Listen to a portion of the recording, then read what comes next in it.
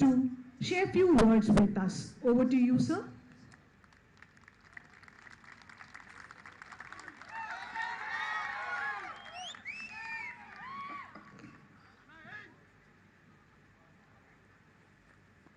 మిత్రులు, శాసన మండలి సభ్యులు, ఏవిఎన్ విద్యా సంస్థల అధిపతి ఏవిఎన్ రెడ్డి గారికి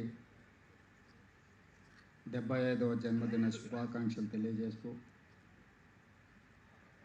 ఇబ్రహీంపట్నం శాసనసభ నియోజకవర్గ పరిధిలో ఒక అద్భుతమైన ఏవిఎన్ ఎడ్యుకేషనల్ క్యాంపస్ని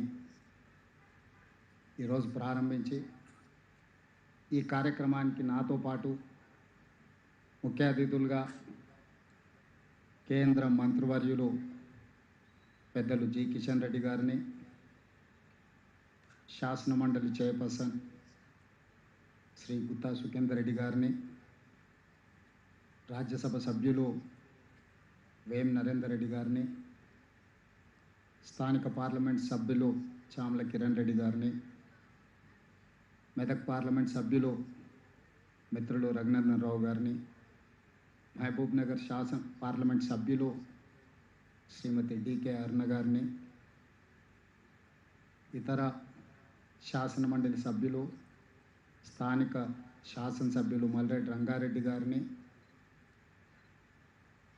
ఈసారి శాసనసభలో ఎన్నికైన చాలామంది శాసనసభ్యులను, వివిధ కార్పొరేషన్ చైర్మన్లను, ఏవిఎన్ రెడ్డి గారి సొంత కుటుంబము, ఎక్స్టెండెడ్ ఫ్యామిలీ, ఏవిఎన్ విద్యా సంస్థల ఉద్యోగులందరికీ కూడా నా శుభాకాంక్షలు తెలియజేస్తుంది.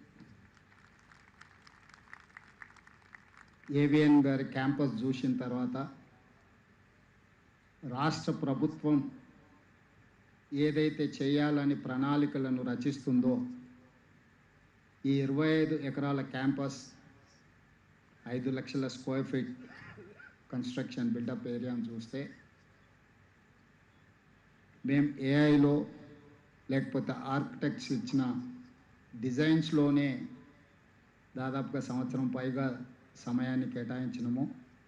నాకు ముందే తెలిసి ఉన్నా, ముందే ఏవిఎన్ గారు చెప్పి ఉన్నా, మా ప్రభుత్వ ఉద్యోగులను ప్రధానంగా young India integrated residential schools ఏదైతే మేము డిజైన్ చేస్తున్నామో ఎగ్జాక్ట్గా నా బ్రెయిన్ చైల్డ్ ఏదైతే ఉందో as it is where it is అన్నట్టుగా ఇక్కడ ఏవిఎన్ రెడ్డి గారు క్యాంపస్ని తీర్చిదిద్దారు.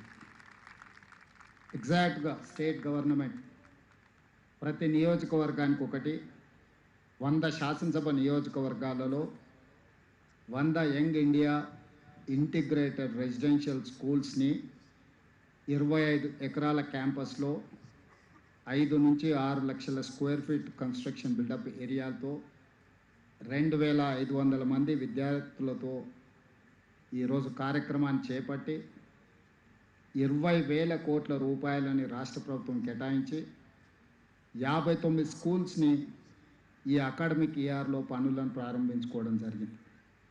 భవిష్యత్తులో మిగతా వాటిని కూడా మిత్రుడు రాకేష్ రెడ్డి గారు శాసనసభ్యులు ఇక్కడ ఉన్నారు, అందరికి ఇచ్చినోగా నాకు ఇవ్వలేదని కంప్లైంట్ చేస్తాడు. 2వ విడతలో తప్పకుండా, మొదటి విడతలో మా వాళ్లకు, 2వ విడతలో మన వాళ్ళకు అందరికీ ఇవ్వాలని ఈరోజు రాష్ట్ర ప్రభుత్వం విద్య మీద ఒక ప్రత్యేకమైన శ్రద్ధ, ఆసక్తిని ఈరోజు రాష్ట్ర ప్రభుత్వం ప్రదర్శిస్తుంది.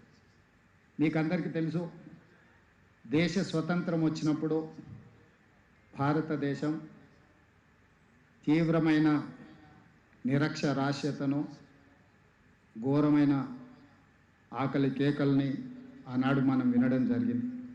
అందుకే మొట్టమొదటి ప్రధానమంత్రి పండిత్ జవహర్లాల్ నెహ్రూ గారు my top priority is education and irrigation, ఈ రెండింటిని మొదటి ప్రధానమంత్రి ప్రాధాన్యతగా తీసుకొని ఈ దేశంలో ఉండే నిరక్షరాస్యతను తగ్గించి విద్యా వ్యాప్తి కోసం వారు పునాదులు వేయడం జరిగింది.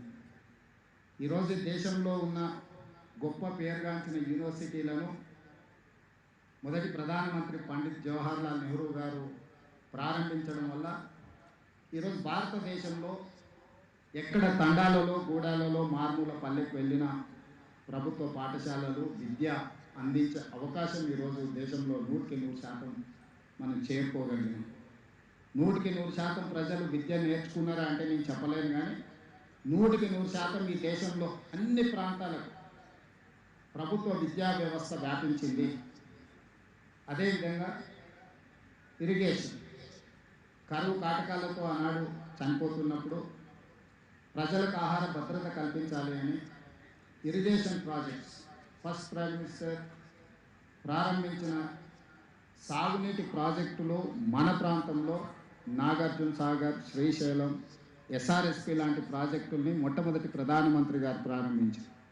ఈరోజు ఆ ప్రాజెక్టులే లక్షలాది ఎకరాల ఆయకట్టును ఈరోజు వ్యవసాయానికి ఉపయోగించే విధంగా, పంటలు పండించే విధంగా ఈరోజు భారతదేశం యొక్క ఆహార ధాన్య ఉత్పత్తి ఈ దేశానికి అవసరం ఉన్నంతనే కాదు, ఇతర దేశాలకు ఎగుమతి చేసే స్థాయికి ఈరోజు మన దేశం చేరుకున్నది అని అంటే దూరదృష్టితో ఆనాటి ప్రధానమంత్రి ఎడ్యుకేషన్, ఇరిగేషన్ను టాప్ ప్రయారిటీ కింద తీసుకోవడం. ఈ అంశాలను నేను ప్రస్తావించడానికి ఒక కారణం ఉంది. ఏమీ లేనప్పుడు, విద్య లేనప్పుడు కనీసం మన సంతకమైనా మనం పెట్టేంత విద్యను సాధించాలని వయోజన విద్యను కూడా గ్రామాలలో చెప్పడం జరిగింది.